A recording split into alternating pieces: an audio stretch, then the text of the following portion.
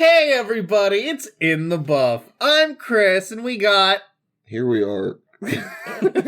Scott, John, Cody here. That's us. That is us. That's my name too. Who wrote on your hand? Episode- What the fuck? It looks like the Japanese important. Hmm? In hiragana. No, You beat me to it. katakana. No, And no. what's that mean? No, it's one of the letters. It's a noise. Yeah, Is what that does the it noise? mean? What's Yes. the noise? I don't believe you. But I suppose I must. I don't believe in my What do we want to talk about? Well, whose corner is it? comments. Comments first, yes, of Comments course. first, obviously. So, what Did do we make got a here? button?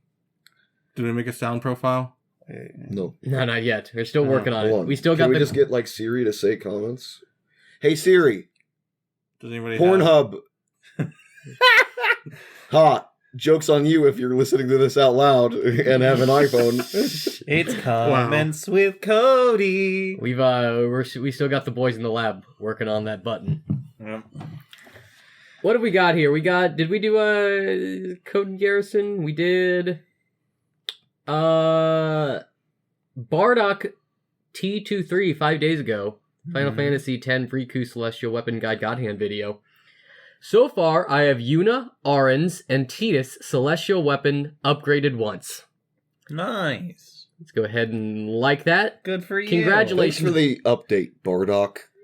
That's a- T23? Yeah, That's a DBZ reference, right? it is. Yeah, it's Goku's dad. Oh, His profile picture is even Bardock. Ooh. Thanks for letting us know about the progress Yeah. in this little Celestial Weapon Guide journey you're taking. Colon Sausages coming in hot thank in the God. Buff 19. Thank God. He says, I'm all for ranting with Raven. That sounds like a million view video. Ranting with Raven has a nice mouthfeel. I can't, Oh it kind of, goodness. Oh my gosh. I don't like the way it kind of Colon tumbles around in my mouth, like a Ranting little with Raven? laundry. I like. I like Ranting ranting with- and Raven. ranting and Raven. Ranting and Raven. Well, I mean, that's the saying. The joke is he is saying I am the character Raven and I am ranting with Raven. right, we get you like But a what's little the- like gem on the top of your forehead. What's the a pun? genderman? Ranting and and Raven is the Yeah. ranting and Raven. Okay, I was about to say, is it ranting? That doesn't Well, no, sound of right. course not. Well, that's what you Well, said if you're first. Well, yeah, Southern. because I'm just like it's the saying ranting and Raven. Okay. Hmm. What were we referring to when you I made that? don't We were fucking talking know. about- He made it. We were talking about YouTube video. Yeah. ideas. Oh, at the very end, I'm like, I could rant about some shit, and he's like, "Oh, we could make you emo," and I'm just like, Hmm. "No." All right. Jared McGowan Colton liked it though. on Final Fantasy X Waka Celestial I'll Weapon whore Guide myself World out Champion anyway. video. Hey, Jared McGowan sounds like somebody that could be in the fucking captain ship. I'm Jared McGowan. He says, also don't reset data after getting your team, because then you'll have the standard Besaid Aurochs team. Also don't accidentally go into a match, because there's no getting out till it's over. Jared, did you watch the goddamn video? Because we go over this in the... I swear, people just click on the video to comment and don't watch the video, because we go over this in the video. I could see myself. I could give him a timestamp about when I address this exact thing. I could Are you see going myself with the black hair dye doing this thing. I can't. My hair's not long enough, but I can let it grow out, put it over my eye. What's up? I hated Wonder Woman 1984. That doesn't make you emo. No. That makes you mainstream. My look makes me emo. Me ranting is with Raven. I don't like the Raven part. My name's Scott. It feels a little tacked on. It feels like we're trying to do a bit, Yeah. and we're stretching too hard. I don't like. My name is Scott. The metaphorical rubber band is gonna snap back and hit us right in between the eyes. Is that where you keep rubber bands? Comments, huh? Yep. Yep. Another one on Final Fantasy X Waka Celestial Weapon Guide World Champion video. Tidus don't have jet shot when you reset. How would I use jet shot on the League? And I did decide to comment back to this guy, the semi-literate guy, Dale Peace. I said, when you reset Thanks for your watching, data, Dale. all players return to level 2, and you need to be level 3 to equip techniques. Tidus can't forget the jet shot. After you learn it, you just need to level him up. And then he replied to my rebuttal. I know. I played a half and level up to 3, so it was all good. Love the video, helped all it, and I ended up enjoying playing Blitzball. Hell yeah, Cody, Dale. Cody, you should have really confided in me a little bit before you sent that message so quickly. Yeah? I'm going to call you out real fast since you're Oh always, my God. always so ready to call me out. Fucking They got don't him. reset to level 2. They reset to where they started at. Titus just starts at level 2 with 1 experience away from hitting level 3. I am ashamed You're disgusting. and embarrassed. Know your fucking place. Really deathless for dishonor. I'm Right. sorry. Right. I'm sorry you had to hear that, colon sausages. Kyle commenting on In the Buff episode 20, last episode. Can't wait to hear how Chris's dice effected the game. Spelled that one wrong. They didn't. They didn't. I rolled 1 nat 1 and no nat 20s. We'll get to that a little later in the podcast.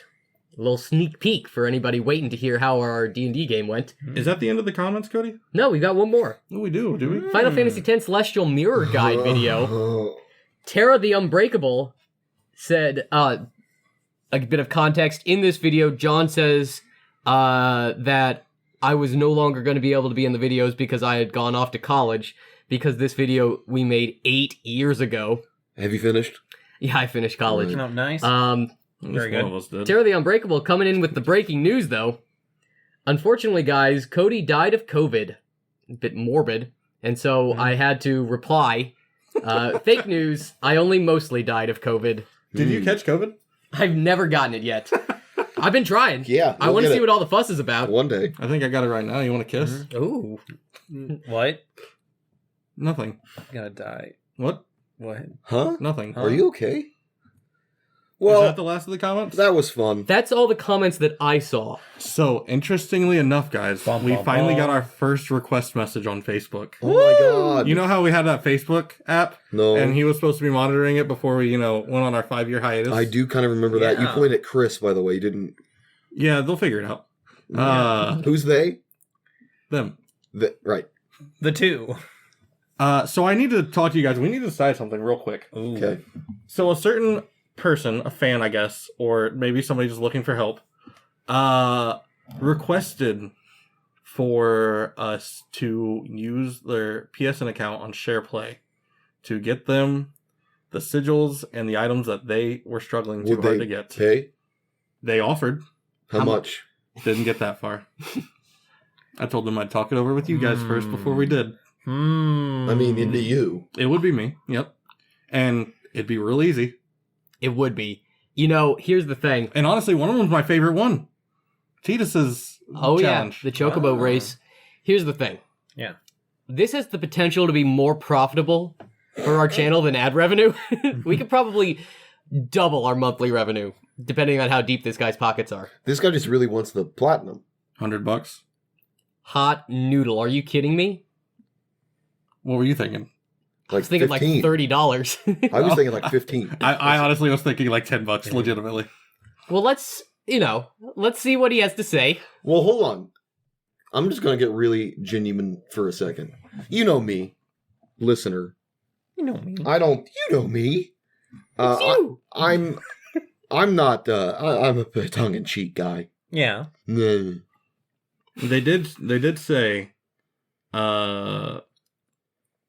let's see, they gave me their tag name, asking if we would add them and would be willing to do share play. If so, I can pay you when I get paid. If you want, I know that stuff. I know that time isn't free. This guy's. When I get paid, he's Paycheck to he's paycheck. living paycheck to paycheck. I know that I life. feel a little bad exploiting this person who's in such dire straits.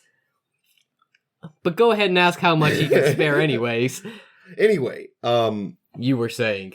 But before I gave him an answer, I wanted to get your guys' opinion on it. Is that what you're going to continue talking about? Kind of, but it does genuinely make me sad when, like, we were looking at the analytics last week. I don't know, and we got subscribers from one of these Final Fantasy guides, Mm-hmm. and we don't fucking make those. Why'd Not they anymore. subscribe? I have no clue. They subscribe to a channel that doesn't make the thing they subscribed for. Yeah, The only thing I can think of is they watched a video and they're like, oh, I want to make sure I don't have time to watch all of the videos right now, but I want to be able to get to them quickly. By the way, it's easy to get to our videos. You just type in the name of the video, the name of the weapon, and ours is the first video. Carved out a little niche on YouTube there. Great. But I assume it just they want to be able to quickly get back to the channel so that they can see the rest of the guides. Well, it's more just like we've talked about this. Yeah. Hey, eventually we'll have an episode where we just talk about Final Fantasy, and they'll be like, really? and they'll see, You mean it? and then they'll see like Cloud and Tidus on the thumbnail, Cloud. and they'll be like, "Oh, what's this?" And they'll watch and be like, "Hey, this is good." And they'll go I back just and watch have other this stuff. dark future in my head. Imagine you, John. You. He pointed at me if you guys didn't figure that out. I said John. Tracks. Imagine if instead of Final Fantasy, it was me having made guides about something you fucking hate. And then look, that's the reason we keep getting subscribers. And then you're just there and you're like, in this dark future, if that's the reason we keep getting subscribers, then that's the content we should be making. Right. And then what the fuck am I gonna do? This? At least somebody listens. We're all doing it too. This reminds me of the cautionary tale of Janie Lane, Right. if you guys know who that is. No. I think you've said this tale before. I don't know if I have. Janie Lane was the front man for Warwick. Yes. Cherry And pie. Yeah. and so they were an up and coming rock band. Janie Lane, incredibly talented musically. He was like a gigging drummer at like 12 years old. And he just starts this little band Warrant, and the record label's like, "Hey, we need a hit for this record." And he's like, "All right." And he wrote Cherry Pie just like as like an offhand thing because he's a musical genius. And he just wrote it, and then the record label's like, "All right, the single's Cherry Pie, the album's name is Cherry Pie, Janie Lane's going to fucking cherry pie eating contests." And he hated that song so much that he literally drank himself to death I can understand that. because that was his legacy. Was just this dumb song that he came up with in 20 minutes. I And I wonder think- how many times that's happened. I bet that's way more common than we'd think in the music industry. Somebody just being like a hit, being like, okay, that sounds cool. Yeah, or there we go. I like rhyming this with this. Mm-hmm. And it's a 20-minute process for them. And they didn't devote any kind of creativity to it, really. From what I understand, Mariah Carey's All I Want for Christmas Is You was also a similar story. They wrote it, her and her songwriter friend wrote it in 20 minutes. And they just bammed it out. And it's the most popular song, of the past 100 years. It haunts most people around Christmas time. I'd imagine. Haunts me year-round. It is an interesting idea to think about. Like, you can't know what's going to make you popular if you work in the internet space. And you just kind of have to be prepared that anything is what people are going to know you for. And I think you just kind of have to come to accept that. Also, I keep thinking, as a more tangible example of the future, not a dark future as I was pining about, I kind of have it set in my head that the amount of work I'm willing to put into the projects that I want to do, like Skinwalker Ranch, I would be willing to be like, okay, I can do a Patreon for this. If I bring it out and do all this whole work that's in my head, and I make it and it's there, I would be willing to look at that and be like, yeah, I'm willing to take people's money to allow them to just Experience the work. experience this work. There is a certain amount of But then what if we do it, and which is what's going to happen? We're going to make this, and it's not going to get caught up in the algorithm. It's going to get, at best, 100 views. And I would have put in a lot of work. Everybody would have. Mm-hmm. I don't... That's tough. So I would like to say that the work is enough. Being able to create something should be the reward in and of itself, but I understand that that's kind of idealistic and not really even true.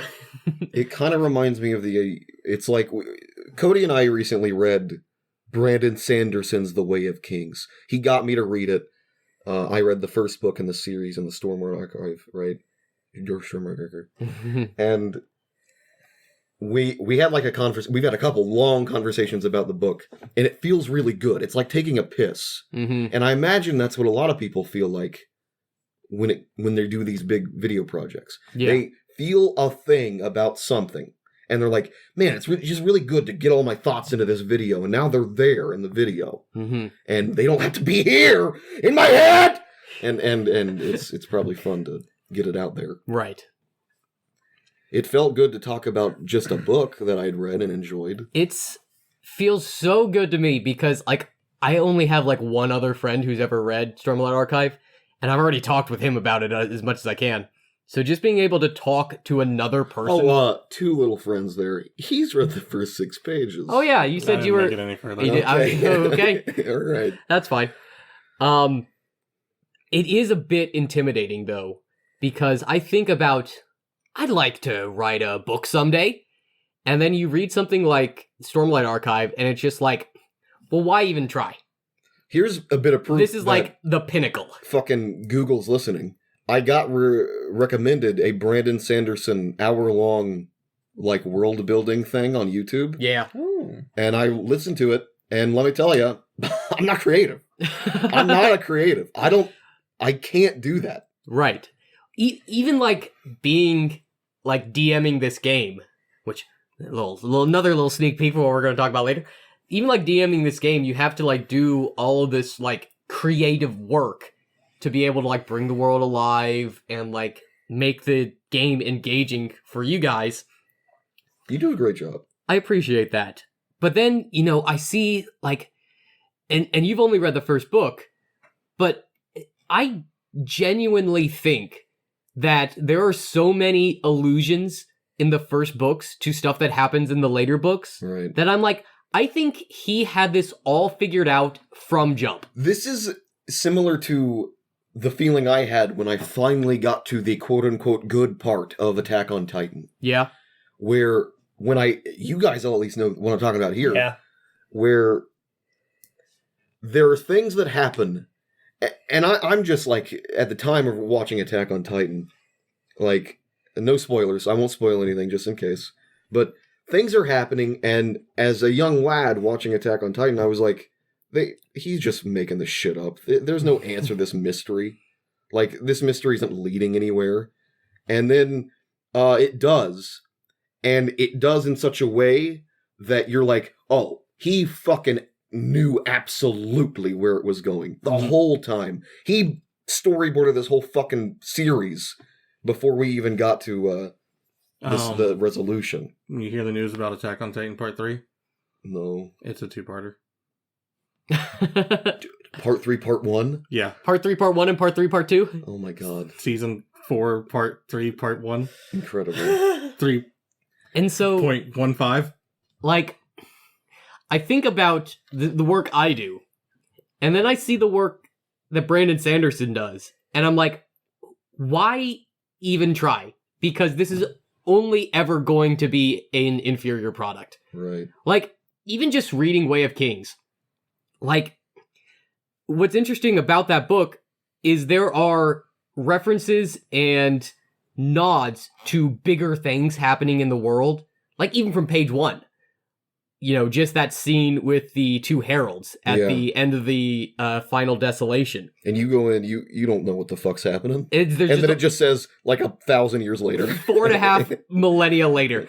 And then it's just this tiny little story about Kaladin the Bridgeman. Mm-hmm. It couldn't get any smaller. But it's still existing in this world that you just know is enormous. And if you know Brandon Sanderson's Cosmere work, you know that it extends even past the solar system of Roshar. Like, he has this entire creation myth that encompasses all of his literary works. And it's all interconnected, and it's just like there's so much information and so many different connections, and it gets daunting to even try and understand all of it at times. But it's just like, man, how do you have so many plates spinning? Yeah, that's a good way to put it. And I aspire to that, but I don't know if I have the capacity to do it. And maybe I don't have to be that big. This is me. This is slowly seeping into my corner about some of my insecurities about leading a creative life and being like somebody who makes stories. But maybe it doesn't have to be that big. Maybe it just has to be big enough for you guys, and that's enough. And I think it is. It is rewarding at times to hear you guys, say, "Oh, that's awesome," or "Oh, that's weird," and just to Or laughing at a stupid name. or just laughing. Like, that's good enough for me, I think. It's interesting to me that, like, what I'm gathering from everything that you were just saying was that you want your whole universe to kind of sort of click in one motion. Mm-hmm. Which is so vastly different from what I do Yeah. when I'm, like, world building for me. Like, I will quite literally, like, I'll work on something till I start to get burnt out on it. And I'm like, okay, I know I have all this time right now. I'm going to go to this different aspect of the world. I'm going to play around with that for a while. And then, like, for me, like, it's just, I'm juggling things. And then, like, when I start to actually see the motion of this subject, transferring over here and things are starting to interact together, that's when I'm like, oh, this is good. Oh, it's clicking. Things are clicking, but nothing clicks at the same time. It's just as it's going, and then it just turns into little puzzle pieces. Yeah. I'm curious what you feel about this, Chris. Because, like, you've, over the years, brought up several creative endeavors that you'd like to pursue. Mm-hmm. How does this kind of stuff make you feel? When you see that kind, there's no way you haven't. When you see that kind of fiction, or not even just necessarily fiction, just that kind of work presented to you, that kind of creativity that's been, does it make you feel like, well, can I even approach this? So, for me at least, I have a lot of trouble with self-confidence and just in general a good mood. You and me both, man. Same, dude. I'm just You go oozing fuck with it. yourself. We'll share. So Get your ooze off me. it took a long time for me to get to a point Great job. where I can say, fuck that, because it's not in emulating the masters. It is not trying to create something as lasting or as big. It's creating something that you can say is yours. Mm-hmm. Right? And so, be it like what I'm like the anthology right now of short stories from the files of this X-File detective guy, right? And all this weird cosmic horror shit that happens. It's not that I don't think I can write in such a way that it becomes as big as Harry Potter, right? It's the fact that I'm writing it, I'm the one doing the work in making it, and I will get it to a point where I can sit down and be like, I created a thing that I think is good.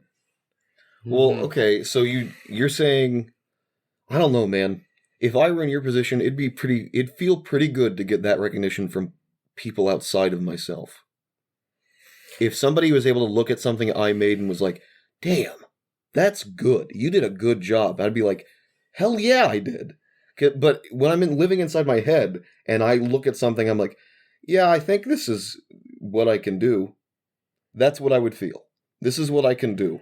I understand what you're saying, and I understand the flip side of that, where it would be if you created something and people are like, this is shit. Yeah. I would feel like I wouldn't be able to just be like, well, I like it. So Same. that's enough. That's the whole point of workshop classes. Yeah. Because I've had to take a bunch of these because I was an English major. What is a workshop class? So in a workshop class, every week, everyone brings in whatever they're working on over that week. You give it to everybody, and then you read everyone else's work, they read all of yours, and then they tell you what they like about it and what they don't like about it, and you get to tell them that. Oh. That's what a workshop class does, and I've done that for poetry, for novel writing, for short fiction, for several other poetry classes. A bunch. So many workshop classes. All of that is being torn down and put back up constantly. And then eventually I got to the point where I'm like... Did you ever cry? Be honest. No. I feel like I handle criticism fairly well, but I would also be the guy that I just Okay. made myself very vulnerable. And like, You can go fuck yourself. Somebody Damn. comes up and they're like, yeah, your characters just weren't really realistic and you didn't really describe them very... You shut the fuck up, okay? All right? Are you serious? I love Dab. What? See, I'm at a point right now where I'm not big enough to have a large... Pretty big, bud. Thanks. I'm 2 years along. What? 2 years, Jesus. He's in that eighth an trimester. elephant. Yeah, like an elephant. They go through a 2-year... Whatever. Anyway. So I have the poetry blog, right? You do. I don't have a large enough following for people to tell me, you're shit, go kill yourself. But, like, while we were playing game, like, I got, 7 notifications saying, hey, this person liked this poem. This same person liked this poem, this poem. They commented on 2 poems saying, this is very beautiful language, and I love this. Right. And I'm like, fuck yeah. That is cool. Yeah! It does. Poetry is one of those things, though, that this shows how little I know about that that world. I wouldn't even know how to begin to critique a poem, other than like I read that poem and I'm like, I felt nothing about that. Good use of adverbs. Yeah, you wrote words Yeah. on a paper. I remember there was a time that you were like, oh, I just released a new poem. And I'm like we're on like the car and I'm like, I don't know what to do with this. And you're like, I think you asked me if you wanted me to have you read it to me while we were going to pick up Scott. And I'm like, Chris, I'm not your audience. I'm not the right guy. There is something I want to circle back to, and it's something that John Do you said. want to fucking post a link to your goddamn poetry thing? Sure, It's not in I will. There the you go. description. If you guys are interested. There is Anyway, something I wanted to circle back to, and it's something that John said. John said something. He did. When? He's been coming out of his shell more and more in the Out of past 10 his shell? Aww. He looks like a turtle. minutes. Fun. And you said when you were creating, you would work on a certain aspect, and then you would kind of get a stone wall. You'd kind of not really know how to proceed, and you start working on something else. We're all just holding hands now. What are we doing, And like a naked. prayer circle? And naked. Yeah. I don't like this. I don't like it either. My right hand got really sweaty. Your left hand too. He was saying what now, Cody? So I just get so hot and bothered when you're like, John was mentioning talking about how he has to come back to certain things that he's working on because he'll get like writer's block or something like that. And I identify with that very strongly. In fact, it's kind of how all of my work for this game kind of just comes in moments and flashes of inspiration. Like, I'll be sitting there with, like, for example, the big problem right now is where are Sven and Bulkner? Mm-hmm. What's going on with them? And for the longest of time, even up until when you guys got to the astral plane proper, I had no idea where they were. Because I just didn't have the inspiration to figure that out. And then something just clicked where I'm like, oh, they're with the Gith. Well, if they're with the Gith, that means that... Spoilers. Yeah, that means the giant fisherman is working with the Gith. The what? Giant fisher. From the little story the that interlude. he Short story created he for wrote. us. Oh, yeah. Two little Yep. fish, Caught in a lost net. at sea. Yep. And I'm like, oh, so that's how they got there. The fisherman picked them up, and the fisherman must have given them to the Gith Yankee. So the fisherman must be working with the Gith Yankee in some way. And then all these things just started to click. And then I'm like, oh, well, what would the Gith Yankee want with them? And then, but it took me weeks to just make that small little connection about getting them from point A to point B. And I guess that's as good as any segue into talking about tonight's game. Well, before we completely segue into that, I wanted to say, you just made me realize something briefly. In Way of Kings, there are these interlude chapters. Mm-hmm. That felt like an interlude chapter. I think that must be where I got the inspiration. Yeah. It must have been from Stormlight Archive. Just like a lot of shit going on that you don't really know, but it's pushing forward anyway. Mm-hmm. There's just That's- stuff happening in the background. That's really weird too, because that's exactly what I use the one shots for in between your games. Yeah, I could It's like absolutely you tell. guys are gonna slowly see these little things from those sessions. Yeah. Okay, quick. I need to address this. So you're one of the people that I hear most often from, Scott, that you hate filler. Right. These sound like filler. Well, no, it's not. It's only filler. They are. Mhm. It's only filler. I only hate filler that's not interesting. And usually filler sucks because it's not written by the guy who wrote the manga.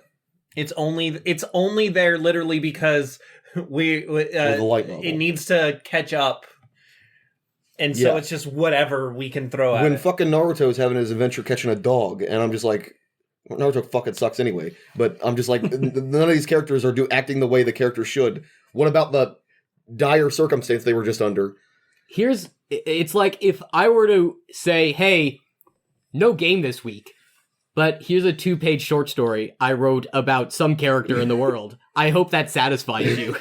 I'd be pretty upset. That would be, that would not be satisfying. When we're going from, it's less jarring when we're going from Kaladin struggling in the bridge crew to some guy in a swamp guiding people that I don't know who they are. Mm-hmm. And I get through that in 3 pages. I don't feel so bad. When it's a 20 fucking minute episode. while an What's the existentially difference? while an existential crisis driven romp through a cave one shot is good filler. Absolutely. I wouldn't even call what he did filler. I feel like something was being set up. Mm-hmm. And That's also, it was like, he was Oh. plucking the strings of stuff that had been established earlier. And man, those puzzle pieces, some of them have been put into place. I think that's a good distinction. It's bad filler when it doesn't matter. Yeah. Like, we can understand how that one shot we did with you in the Underdark, I would argue it's not Matters. even filler if it matters. That's the point. I guess. I don't know what sort of vocabulary we should use then. Lettuce is filler. Yeah. Does it matter? On a pizza, maybe. Wow. Okay, you know what? He was talking to Chris. I don't condone lettuce on my pizza. Let's move away from pineapple on pizza, okay? The argument is dead. What we really need to be arguing about is iceberg lettuce shredded on the entire pizza, crust to crust. And like at that point, you have two things that can have ranch on them, and then you refuse for both. I didn't know lettuce could reek. I'd never even considered the smell of lettuce. I think the thing that Mostly water. it hurt me so much because like it is now laid on this cooked pizza for like 20 minutes Thing is- on its way here. It doesn't go in the oven. They put it on after as the cheese. It's so still- weird. But the steam from the pizza just soaks into the lettuce and I it makes know, it all it's moist and soggy. delicious. Oh. Ugh. Ugh. You're wrong. Anyway, I'm allowed to be segue, wrong. huh? Segues. So we had an interesting session. was. I think the first half was a little, well, I don't know how frustrating it was. I think you guys were getting a little frustrated. I wasn't frustrated. That was me being in character. Okay. I wasn't frustrated personally. I was quite, like, I was thinking, man, Tybalt is looking at the situation we're in, and pretty much exactly what had to happen for us to even. I feel like that was it. How many more penis references was it going to take for us to kill Andy's character? It would have been one more. I wouldn't. So they wouldn't have killed Elizabeth. They would have just cut off her penis. Yeah, they would have cut off Elizabeth's penis. No, they would have just stopped bargaining with you. Like Right. after, so to catch everybody up, the crew I D guess we didn't Company even really establish this. has been Where we last left our heroes. They have been involuntarily detained by a now diminished crew of Githyanki Knights that were just flying along the Sea of Stars, and they pick up our intrepid heroes. They kill some of the crew, but they lock 4 of the people in the cargo hold and keep Andy's character, Elizabeth, outside as leverage to keep them in line, because they say if they do anything out of line, they're going to kill Elizabeth. Mhm. So what did we do? Oh, I don't know, I wasn't paying attention, gonna be real. When we first got captured, there were 7 of them, we killed 4. Yeah. And then we just kind of ran out of gas. Mm-hmm. And they were able to separate us from Elizabeth. I could have done that all day. You could have, maybe. And so what you guys did, well, what did you guys do? Well, we just kind of sat in the cargo hold. We looked through all their shit. We looked through all of the shit in the cargo hold. We were like, Tybalt is the leader. I'm calling it. That was established a while ago. I'm just saying, it's Reese mine. put that in his notebook day one. Self-acclaimed leader. Tybalt of is the leader, and he didn't know what to do. First off, we're in the Astral Sea, so Tybalt just sucks. Your mental acuity. Oh, dude, can he get addicted to that dust? I hope not. Who's to say some of you aren't getting addicted right now? Yeah. Come on, man. I've already gone through relapsing. Anyway, your mental acuity in the Astral Sea determines your physical acuity. Yep. So, and I'm not a very smart boy. Tybalt isn't. I'm not either. But Tybalt, because of that, he's a strong boy in the normal world. But because of that, Tybalt isn't a very strong boy in the Astral Sea, in the psychic world. And it kind of sucks for him. And that on top of just being in a cargo hold, and in that fight where we killed 4 of them, I was just so vapid and ineffective. Impotent. And so I'm kind of bummed out, and everybody's like, well, not everybody, but you're like, hey, you know, we all look to you to leadership, and I'm like, give me a fucking idea then, Reese. Yep. And I liked seeing that side of Tybalt, where you're just like frustrated, you don't know what to do, yeah. and you were like, honestly, everybody's kind of been in each other's throats in character. Mhm. Ever since you got there. And, We're not making it home tonight. well, like, Jesus Christ. Oh, sorry. Was that too deep? Or too dark? I also liked, you know, not to pat myself on the back. Every once in a while, we'd like come across but what if this? No, it's not going to work. Oh, hold on. What if we? No, this is stupid. We're just in this room, and there's nothing we can do. They're just going to kill Elizabeth. And I liked, It's like that scene from Hitchhiker's Guide to the Galaxy, the movie. yeah. It's like, we're gonna die. Wait, what's this? This is nothing. This is There's nothing. nothing. Yeah, we're gonna die. And I liked that yo-yo of emotion, and then finally it crescendoed into hippo people. Well, I want to back up right before we get to the hippo people, and I liked that you guys were planning on what to do. By the way, I had ideas for like the main things that I thought you guys would do. I thought you were either going to try and break out, you were either going to storm the rest of the ship, you were either going to tell them where the information they wanted to know. We considered doing that. Mhm. You guys considered doing it, or you guys were just going to wait around and see what happens. And I had ideas for how all those different scenarios would play out, each of them having different conclusions. I think you guys were debating between those three options for most of the evening. What ended up happening is there was a character that we had murdered who was in the cargo bay. They locked him in there with us. And he was... So the Astral Sea's fucked. It's weird and fucked and cyberpunk and weird. And this guy has some sort of body augmentation. And he had like a device in the back of his throat that could produce like a blowtorch-esque flame. And so our healer did a very good check to separate that from him. Surgically remove it from his throat. And we were able to use that as a mini welder almost. And we used it to burn through... There was a hatch at the top of the cargo hold. We used it to burn through the hinges on the hatch and send Reese's familiar... He has a little spider. And the spider... He's been a spider for a while. The spider desperately clung to the ship while it was crawling. And the ship was going. And the spider got in and just surveyed the ship. And we got all this information. And what I realized in that moment is, what Tybalt realized is, who cares about this information? We're still in the same scenario. Mm-hmm. We just need them to open this door, and I don't think we can goad them into doing it. So what basically happened was I gave you guys a time limit.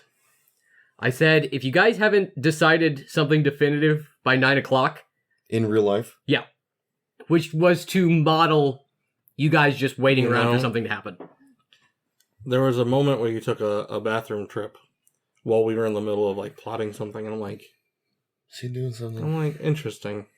It's interesting that he's not around in case we need to answer questions. He knows that we're gonna... for me, I was like, he knows that we're gonna sit here and plot this out for another like half an hour. Yeah. I like those moments. Usually. There are some times where, like, talking through a plan... Anybody who's played D&D knows. We start to over-talk it. It's more like... I feel like people get inside their heads and start to assume a lot of things in a plan, especially in D&D games, especially in a world like yours, where we aren't really in control. We are in control of our characters, but stuff is just happening. Shit's going down. And like when it reminds me of the feeling we got is way back.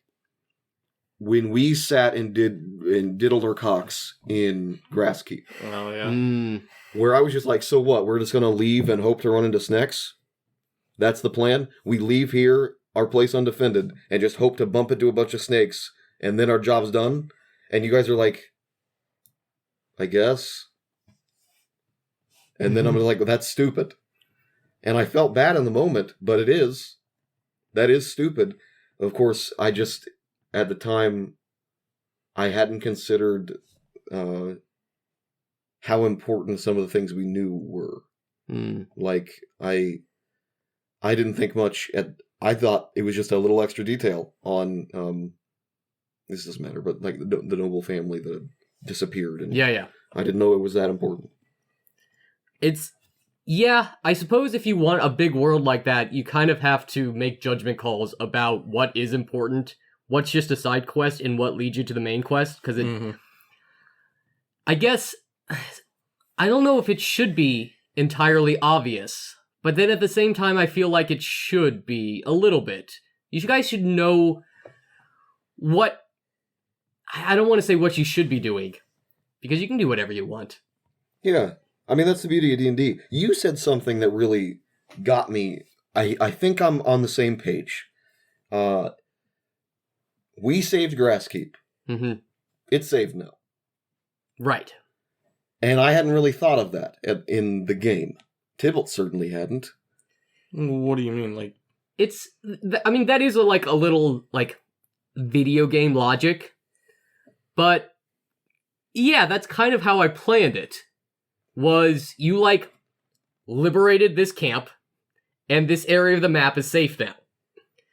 Oh, so, Ashburn is basically the same. Right. We went there, we took care of it. You solved the problem at Ashburn, and now there's no more main quest there, but the people are safe. Mm-hmm. And I appreciate that. My brain appreciates that. Mm-hmm. And I am I understand it, and I can get behind that. I'm starting to think that way. Tybalt's not. Scott is.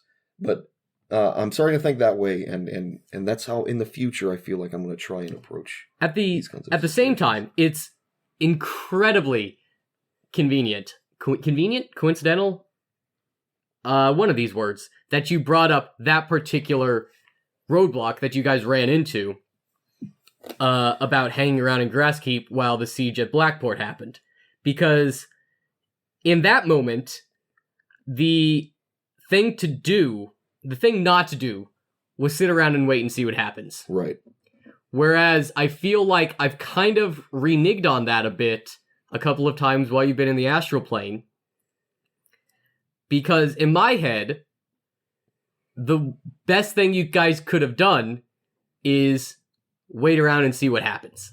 Locks in space. We are lost in space as locks in space. Right. And I feel like I'm sending some mixed messages. I don't know if any of you guys have picked up on that, but I feel like it was bad design. I thought it was purposeful. It was. Well, see, that's the problem.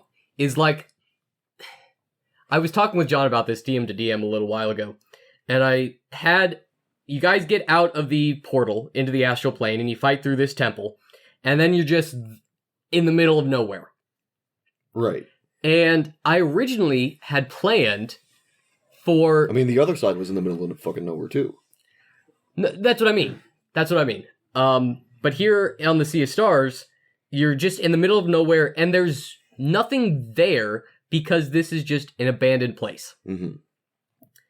And I had originally planned for there to be things basically as soon as you open the doors for you to interact with.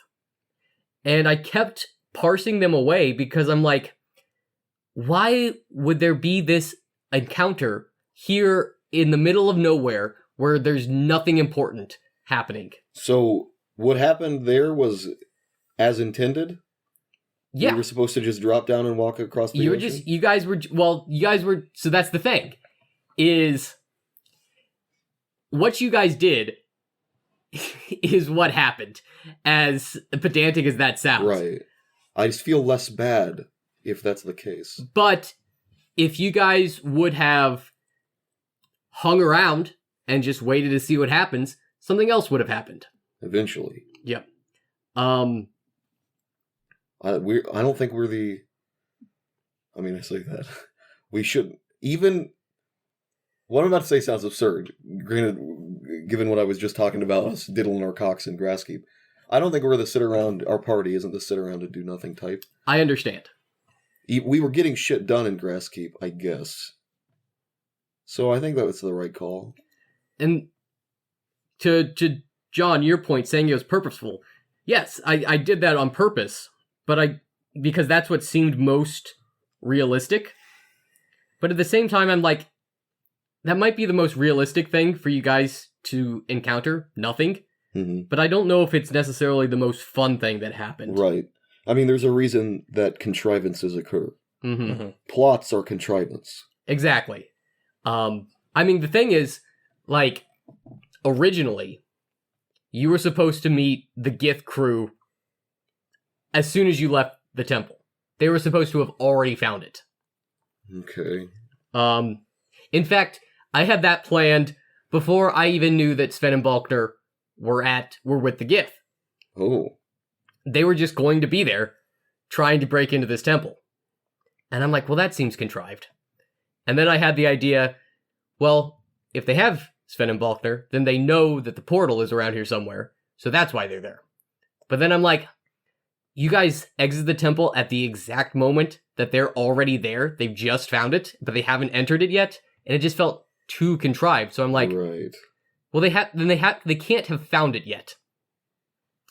And so I hope this isn't spoiling too much, but if you guys would have just hung out, They would have. the Gith crew would have eventually found where you guys were, and then you guys could have, negotiated or talked or found some way to get leverage over them in such a way to make the battle a little easier. And then, Also, every time we talk about the Gith, I have a hard time not because I'm playing Mass Effect. Mhm. I have a hard time Geth? not imagining. No, I'm imagining the Vorcha every time I imagine the Gith, Oh, gotcha.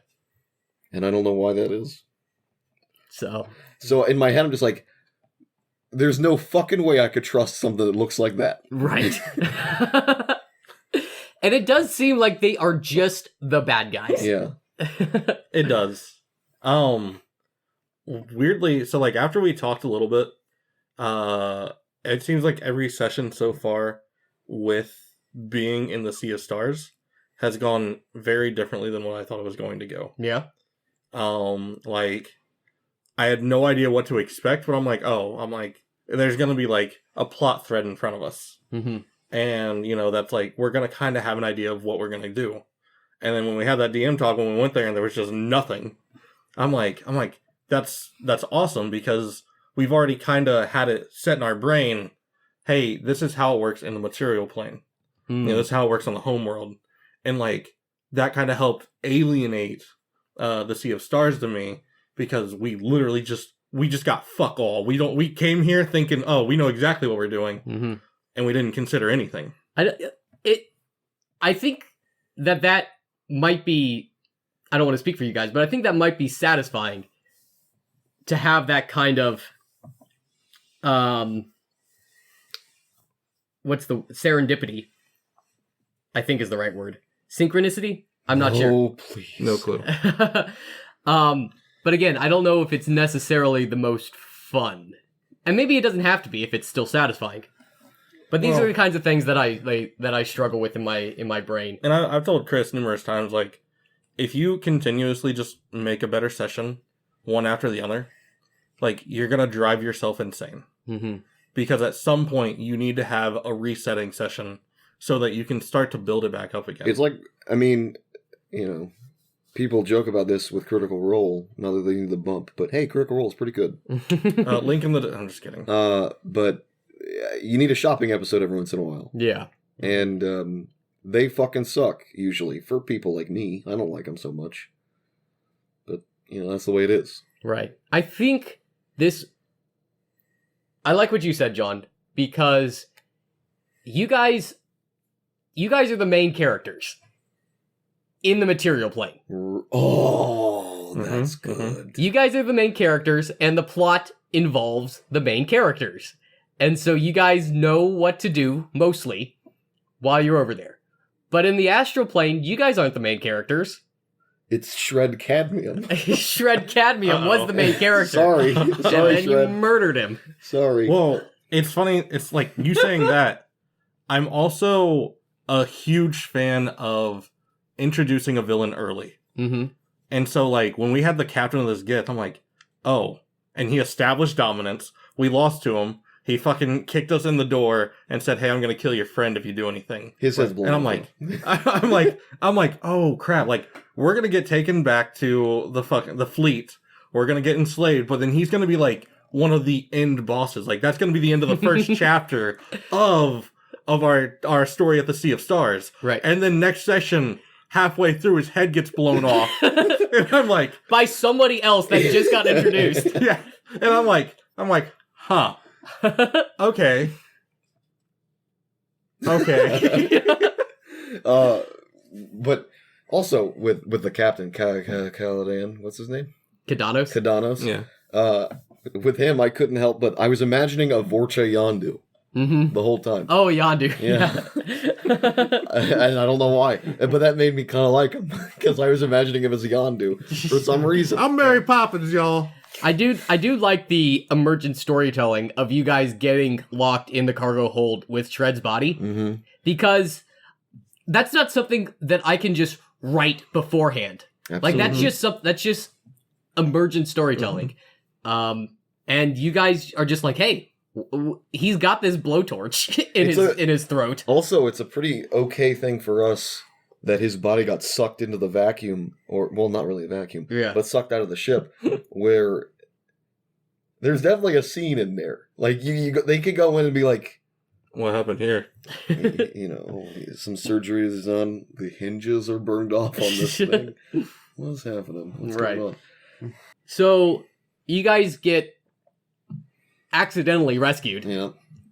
by Some a very heroic hippos. I thought it was actually going to go out of the frying pan and into the freezer. yeah. You mean fryer? No, I meant freezer. Did you? Yeah. I was a little bit Save those worried. leftovers for later. But then he started Exactly. sounding very heroic, like, women and children too. Well, I think Reese just has trust issues because I'm like, Also, Reese has been, like, consistently been called a little boy because he's a gnome and, But, like, and they can't tell this prime little boy material could probably races beat the apart. shit out of most of these people. Yeah.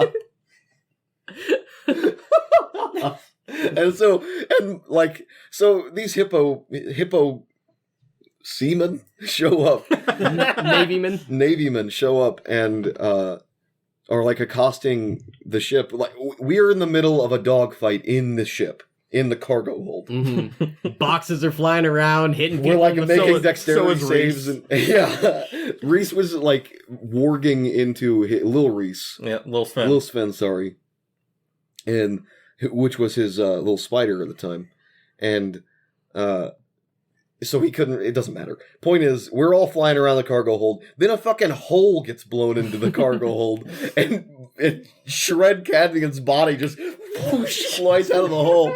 Dude, I wasn't saying anything, but I was like nervous. Like, what happens if somebody fudges a roll here? Yeah.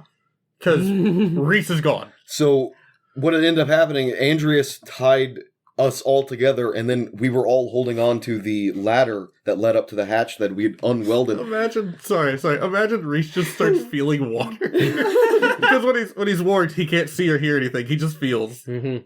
Like, sorry, continue. And I just love all this chaos going around, and my suit protects me, so I'm magnetically connected to the floor. So I'm just standing there, like, "Hey guys!" As you guys, your hair is flailing with the I don't- gravity. I don't know why, but I feel like I equate your character to Buzz Lightyear. Sure, I can see that. before That was he a knows terrible he's a movie. toy. Yeah, before he knows Yeah, he's a toy. That was did you guys know that movie is a movie in the Toy Story universe? Really? Well, It's what that's the metal. the toys are based off. I hate it. I hated that movie. Wait, what? Lightyear is Oh! the movie that Oh. the toys in Toy Story are I based thought off you of. meant Toy Story is a movie in the Okay. Toy Story No. universe. Yeah. The movie Lightyear is Okay, I is a believe movie that Andy would go see in Toy Story. I know, Andy's like lame. I in agree. the in the television series for Buzz Lightyear of Star Command, the beginning Great show, by the way. the It really beginning was. credits for it is like Buzz Lightyear in Andy's room doing all these flipping things to turn on the television so they could all watch the show together. Oh, yeah, that's And right. then, yeah. Anyway, the GIF lost the fight. Yeah. The hippos won, and The we GIF. Go him. the GIF. I'm sure that's not confusing. Yeah, the GIF are the bad guys. The GIF are hippo people, and He we're said the same standing word. in the huh? He said the same word No, I to said me. GIF and GIF. Get the GIF. It's hard to tell. Yeah. Get the GIF. We're standing in the cargo hold with a hole in the wall, and we're just like, "Hello, they captured us." Like, slavers, the worst scum. I imagine when I was workshopping how the GIF would sound. The GIF, not the GIF. I imagine them to have these really prim and proper, like, naval British captain like voices. Yeah. But then I also imagine they've got these huge jaws that have to Oh, move yeah. so much further Yeah. to say the same words. Blah, blah, So blah. it's like talking, it's like putting your arms and then along, taking them somewhere else. I have no idea what And you I'm said just like- halfway through that. But I'm just like, okay, they're on our side. How do I get them to realize that they should hurry and get us out of here? Miles screams like a woman. Dude, that was so out of character for me. Yeah, but here's the thing. was that? Here's the thing. It's canon now. And it worked. It did work because he's just like, women and children too. But there weren't even children. You You were there. He When saw did he see me? you. When did he see me? I was holding on to you. Oh, Yeah. dude, we're on deck of the other ship, and I was like, "Yeah, can we go back and get our stuff? Can we Yes, go back little and get our boy. stuff?" Yes, oh, they're Meanwhile, getting your stuff. I didn't have anything in there. I just wanted to go get that fucking map. That's all I wanted. I thought you wanted to go get the cool jewels. I thought so too. The loot.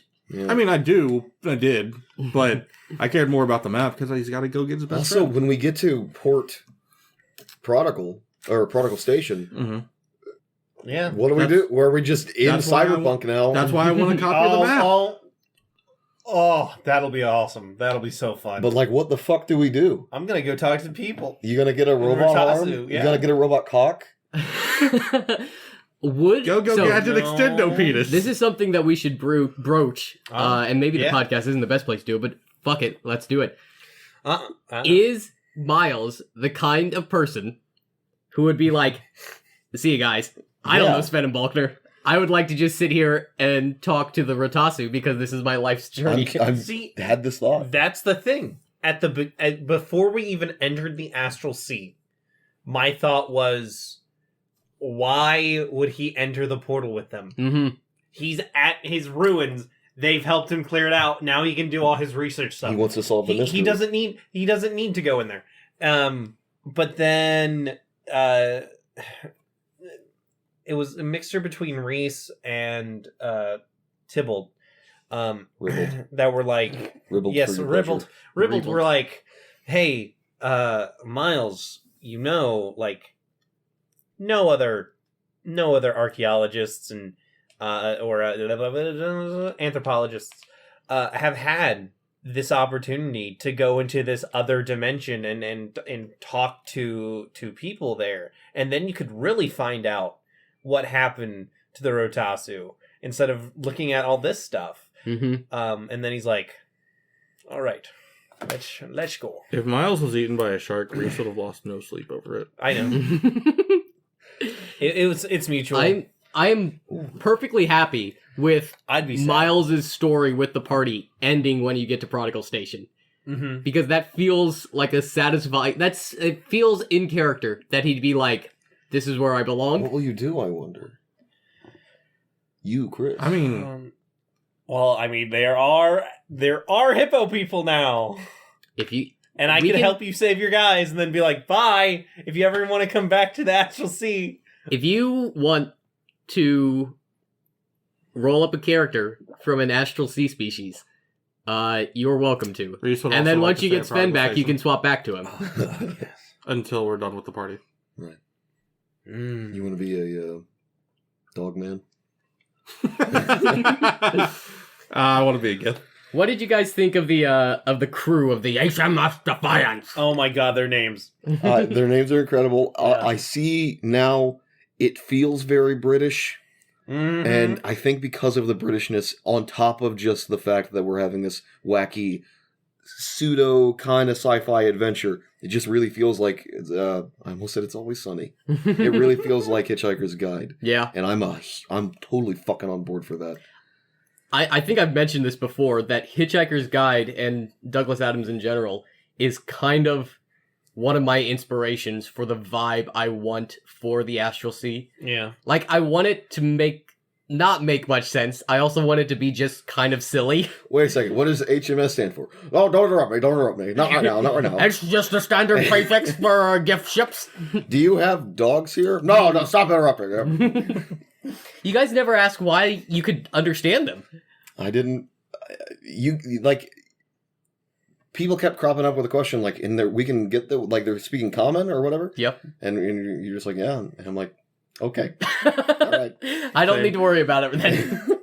Yeah. Why does every single alien race in Star Trek speak English? I think the same thing about Mass Translator. Effect. Yeah. I assume there's some translator like the Yeah. Babelfish in Hitchhiker's Guide. I assume. Oh shit! Is it like a Babelfish? Are we parasitically? It's not like that, It's but because there, we were in the water. They streamed. They went up Oh, our you're pee-pee. Oh! there is an answer, though. Okay. There is an answer why you can understand. Oh. Is it because we're all predominantly left-handed? No, you know what? I bet Common I bet Common is in the same family tree as modern Rotasu. I think it's and some they're magic both shit. branched from I don't. I think it's literally just a fucking Wait, little. modern Rotasu is not the same language. We didn't understand. No. They're in the same family tree as ancient Rotasu being the originating language. So, Oh, I don't think the Rotasanese are the ones who Overcomplicating it. originated. That's not why you can understand what's happening in the Astral Sea, Yeah. but that is absolutely pretty close to why it's working. Why in the material plane, the common language spoken in Lochnavar does descend from a proto-language of a group of people who were in that area, and different tribes migrated to certain parts of the continent, and some became the Lochnavari and some became the Ratasanese. Interesting. So you are correct that ancient Ratasu is a proto-language for Lochnavari Common. Good job, Chris. And I don't even Well, I think think- you knew that. what No. I think he was saying is that the reason... Wait, are you shitting me? That's think- 100% true. I think you're I think you poking just at stumbled the into that. idea that these Rotasanese went to the Astral Sea, and that's the reason people exist in the Astral Sea now. No, And that's what... I'm saying like that's they're- why they have the same language. That way we can understand. Well, I don't think they got that language from the Astral Sea, did they? Maybe. I No. don't think so. Well, then Great job. Oh. Like the meteor came to them when they were established, I assume. On a completely separate note, I see a world where, like, we kill Sakatha, and Reese just comes back and lives his time in the Astral Sea lives his best life. and becomes a Star Sea space pirate. Yeah. He's getting a lot of future prospects from what you've told me. He is. And the puzzle pieces will come together. Yeah. Oh. I started dying on some water. But anyway, we're saved by these hippos. Yeah. Yeah. And we're reading all this crew. Can we get a rundown of the names Sure. for the podcast? Hey, So- while he's doing this, Chris, special project for you. I'd like you to credits them going up. I'd love that. So, the captain of the ship, Wexler Jallenhorn, Right. his first mate, and the quartermaster, Cloudsley Shovel. Scholar and surgeon, Arthur Brooks Dodgley. Bosun of the ship, Patience Cattleberger.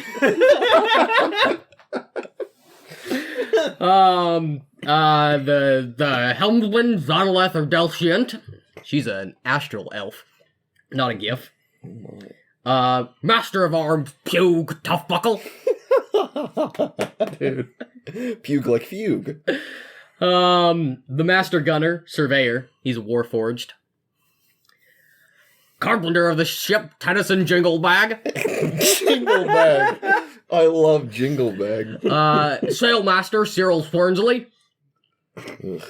The cook, Chester Fieldington Saddle Chatsworth. Dude, I got to that one, and I'm just like, I need to go whole hog on that one. Yeah. so, like, how did you just come up with these on your own? Or Or did you throw them in some sort of generator? I, Or, ca- like, I think I came up. I looked up like snooty posh British names and just started combining them. This isn't even a bit. There was a lot of dialogue between characters that aren't us. Mm-hmm.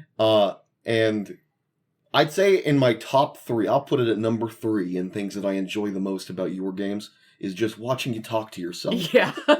dude, it's so like I had 1 or 2 sessions where I talked to myself as the DM, and I'm like, why did I do this? If I wanted to just play a game by myself, then I wouldn't have invited these people over. I wish. Moving all the minis. When this guy's fighting this guy. like back to Critical Role when in the first campaign.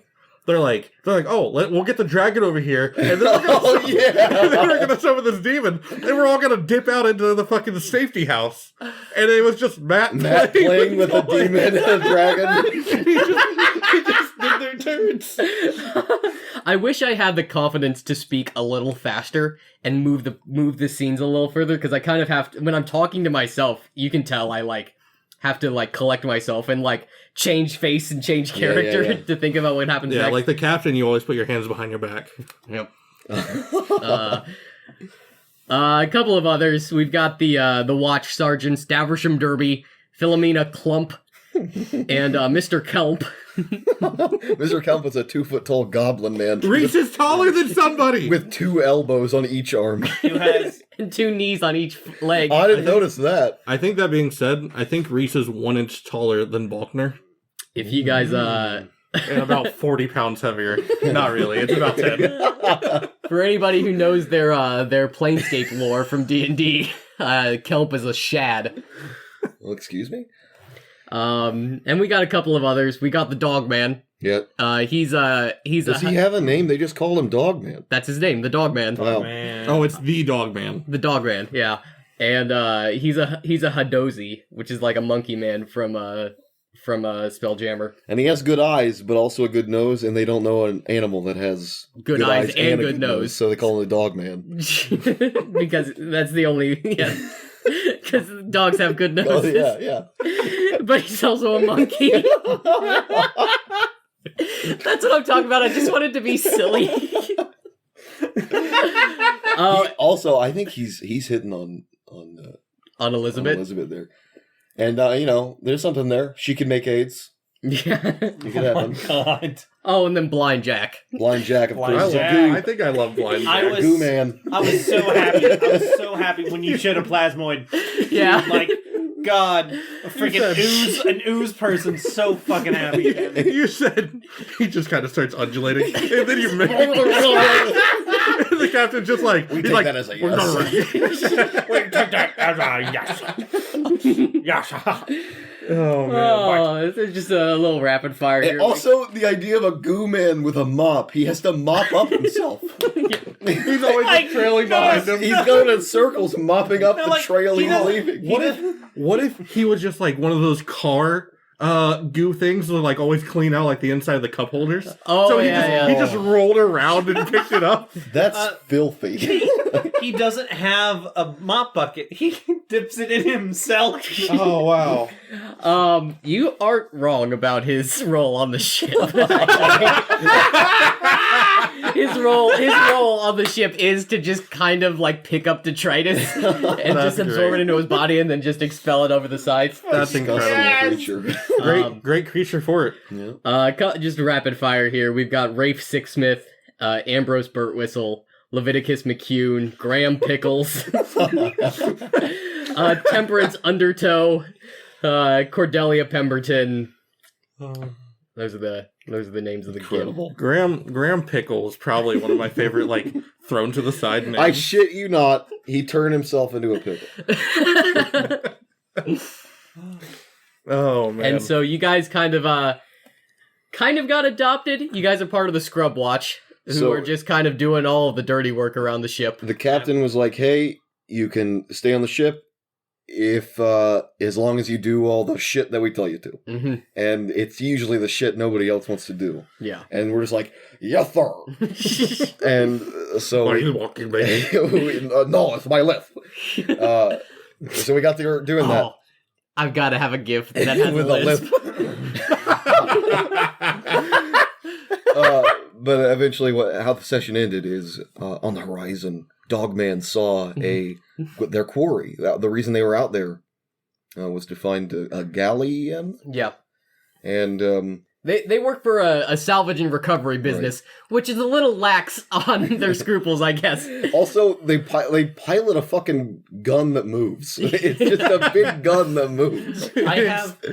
Like, somebody was like, I want a cannon. I want the biggest cannon. I want to ride it. Fucking sea. And then, like, their best friend was like, you could ride that cannon. What if I put a floor on that cannon? And, like, their eyes just light up like a fucking 5-year-old on Christmas Day.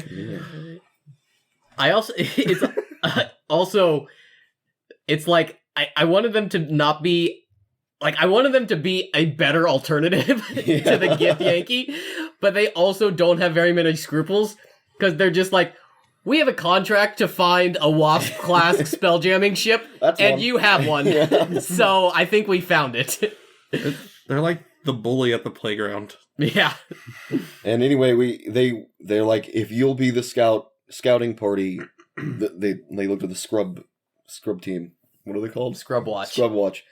We're like, hey, if you'll be the scouting party, you'll be honorary members of the crew. Mm-hmm.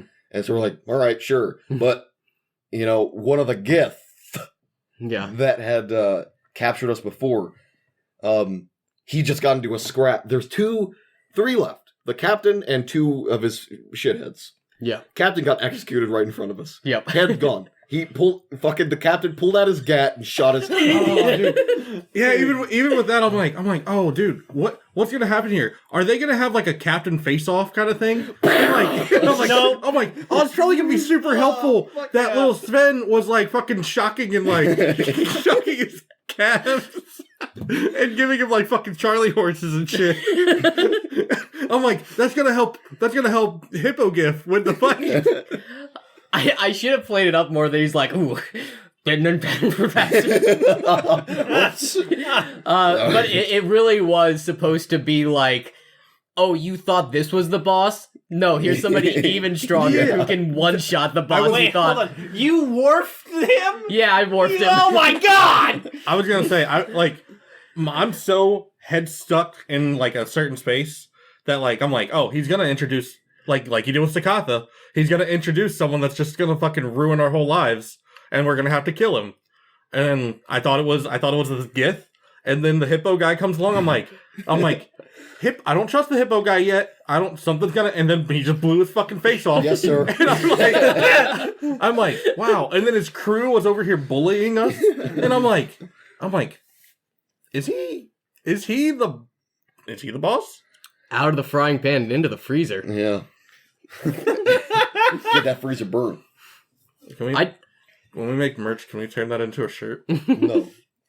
I did think that once you guys got onto the Defiance, it was kind of like one of those shopping episodes where it just kind of resets everything. Mhm. We can like slow things down. You guys aren't in any danger. And we could just have like some small, just little character moments Mhm. between you guys and the crew. I appreciate those when I play. Mm-hmm. Watching, again, Critical Role, those days. Watching Critical Role have an episode where they're just like not doing anything, the plot's not progressing, and they're establishing how their characters feel about this certain moment. That's boring, Mm-hmm. but I like doing it. Yeah. Oh, and the Captain Jallenhorn gave you 2 rules that you had to follow. If I you wanted- immediately forgot both of them. They were, if one of the crew gives you an order, you follow it, and Don't cause a strike ruckus. don't strike another crew member. And he said, if you do disobey either of those rules, I'm throwing you overboard. You're going over the starboard side. So I'm And- like, when I'm like, I want to befriend these 2 Gith that were with us, Slim and Hazard. Whoops. I was like, Reese was about to stick up and be like, but he pushed him. He pushed him. He didn't even start this. Are you serious? Yeah. But I'm like, I don't remember the rules. Maybe I should just stay quiet. Was it Slim or Hazard? This was Slim. So Slim was mopping the deck, and then some lizard guy like checks him, and he's like, it's just like, ooh, and I think you like You tried to calm him you down. tried to calm him. Reese was like, hey, well, that's what you sound like. No, damn it. And he's like, oh, yeah, you're right. I'll mop anyway. And then the lizard's like, that's right, you little fucking bitch. And he's like, yeah! And he hits him with the mop. And they're starting. He's just like bashing this guy with a mop. And I tackle the Gith. Because, like I said, instincts just kick in for Tybalt. Mm-hmm. He's not so strong in the Astral Sea. But I tackle the Gith. And it's more of just a big hug. And they pull us apart. And they throw fucking Hazard overboard. Slim, I'm They sorry. just threw him They overboard, threw left him in overboard, the and sea. then just we sailed away, and we got to watch him get smaller and smaller. And he's like, "No, please, wait, please!" And we're just like, "He's gone." I guess he was serious. Yeah. And but now He made a mopping motion that we all Hazard laughed at. Hazard is with us in the scouting party, and I don't know how that's going to turn out. Hmm. He's my best friend. I don't think he is. He's a real bad bitch. I think Balkner is your best friend. But he's not. Balkner doesn't exist anymore. There is only Hazard. Sometimes you have to learn to move on. Right. Why are we here then?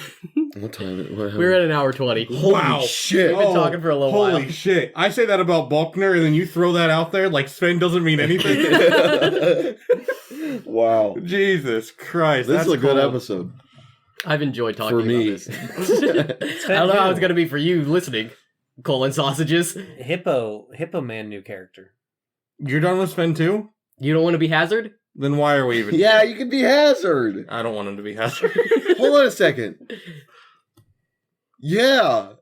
Miles is like, I'm part of the crew now. You were planning on killing That's off true. Hazard next session, right? Well, no, he wants I to go wanted talk to the No, I Tasha. wasn't. He sets off the first trap. I wasn't planning on killing him. He might though. He might I die. die. If there's anything on the ship that you're scouting. Also, like, Cody had these... If you ever played the game FTL, it was like fucking FTL. He had these ship layouts in front of us, like showing us where the rooms were and shit. FTL's a great game, guys. FTL. Ooh. Faster than light is what it stands for. Yeah. You control a ship, and it's a very good game. Anyway, Well, I've had fun talking to you all. yeah, it's like taking a big piss. Yeah. Just being able to talk to people. Right. Talk to your friends. Talk to me. Oh man, I had this whole funny thing that I was going to talk about with my nephews, but we're at a minute. We're at a minute 20 right now. Hour So 20. I don't want to do it. That's fine. We can wait till next week. It actually, it's very similar to something you did, Oh? but we'll get there. Oh, and That's foreshadowing. look forward to it. What a cliffhanger to end the episode on. Next week is my corner. There's a What? cliff. No. No! Bye.